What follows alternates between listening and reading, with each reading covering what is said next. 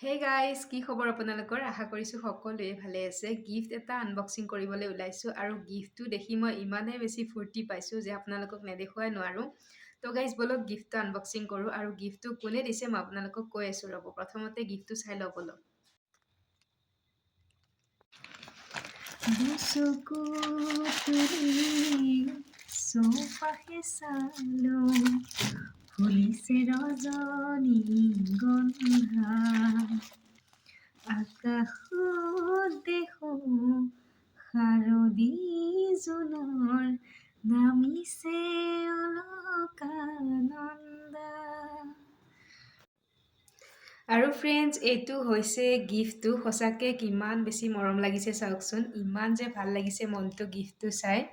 আৰু গিফ্টটো কোনে দিছে এতিয়া আপোনালোকক কৈ দিওঁ। গিফ্টটো দিছে আমাৰ ৰুমৰে ওচৰতে থকা ভণ্টি এজনীয়ে। মোক বা বুলি মাতে, লগতে জানিকো খুব বেছি মৰম কৰে আৰু ধুনীয়াকৈ লিখি দিছে, লাভ ফ্ৰম লীনা মাহী। ক্লাছ নাথাকিলে বা কলেজ বন্ধ থাকিলে জানিৰ লগত বহুত টাইম খেলে, জানিক লৈ যায় ৰুমত। তো এতিয়া জানিৰ কাৰণে এইটো গিফ্টটো দিছে। তো ইমান বেছি ভাল লাগিছে, দুপৰীয়াই দিছে আৰু ভিডিঅ' বনোৱা নাই কাৰণে মই ভালকৈ আনবক্সিং কৰাই নাছিলোঁ। এনেই অলপ চাই পেলাই থৈ দিছিলোঁ আৰু চায়ে মনটো যে ইমান ভাল লাগিছিলে যে মই ভাবিছিলোঁ আপোনালোককো দেখুৱামেই।